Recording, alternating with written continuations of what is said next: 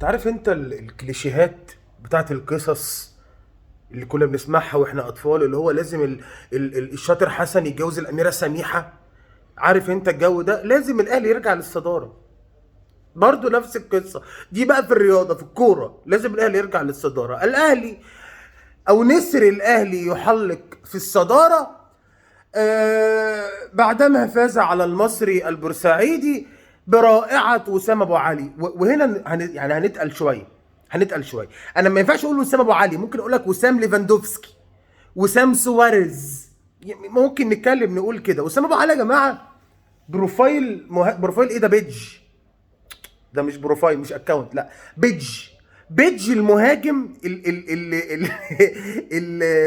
اللي اي نادي يحلم بيه. اي نادي يحلم بيه. عايز حرفنه شغال، عايز وقوف على الكرة والمحطة رخمة موجود، عايز تحركات في ظهر الدفاع تخلخل امه وتخليني اقدر اسجل عندي، ما تقلقش مفيش حاجه. عايز تصويب من بعيد، حاضر. مهاره، ماشي. ضربات جزاء، حاضر. الله اكبر، بسم الله ما شاء الله، يعني ما شاء الله لا قوه الا بالله.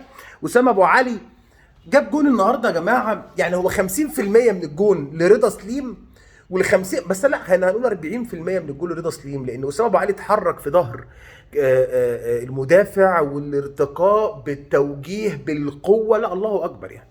جون عالمي واسامه ابو علي النهارده بيحرزه في شباك المصري البورسعيدي. والحقيقه ان انا يعني خلينا نتكلم، خلينا نكون منطقيين شويه.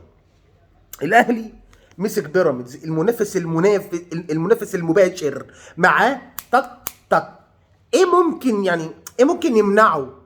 يعني ايه ممكن يمنعه ان هو ياخد الدوري؟ ايه اللي ممكن يمنعه؟ مفيش حاجه. بيتهيألي انا مفيش حاجه. الاهلي النهارده شفنا شوط اول كان علي ماهر مقفل بشكل كبير جدا، وظهر الاهلي متاثرا بغياب مروان عطيه العريس ورحيل اليو ديانج عن صفوف الفريق. كان موجود في المعسكر ولكن خرج علشان يخلص اجراءات السفر للسعوديه والانضمام لنادي الخلود السعودي لمده عام على سبيل الاعاره. والاهلي بالمناسبه مش حاطط بند الشراء النهائي او بند يسمح لنادي الخلود بان هو يشتري اليو ديانج. ولكن شفنا نص ملعب الاهلي النهارده متاخد منه بسبب مروان عطيه واليو ديانج، اتنين تقال قوي. تالت حاجه، كريم ندفد من ساعه ما بقى يتكتب كريم وليد بقيت احس ان هو مندوب مبيعات مش لعيب كوره، محدش يزعل مني يعني. كريم وندفد لما كان اسمه كريم ندفد في فيوتشر، ايه ده يا لهوي، ده الاهلي هيرجعه، ده يا لهوي ده صفقه جميل. جه الاهلي بقى اسمه كريم وليد، مش عارف ايه اللي حصل له، بيباصي غلط، بيتنفس غلط، بياكل، ممكن اتوقع ان يكون بياكل غلط، بياكل بايده الشمال ما اعرفش. بس هو كريم ندفد النهارده الاهلي كان ناقص لعيب، بما يرضي الله، الاهلي كان ناقص لعيب النهارده. ولكن يعني خلاص يعني تقدر تقول الاهلي خلاص حسم الدوري بنسبه كبيره جدا، يعني بنسبه تصل الى 95% مثلا.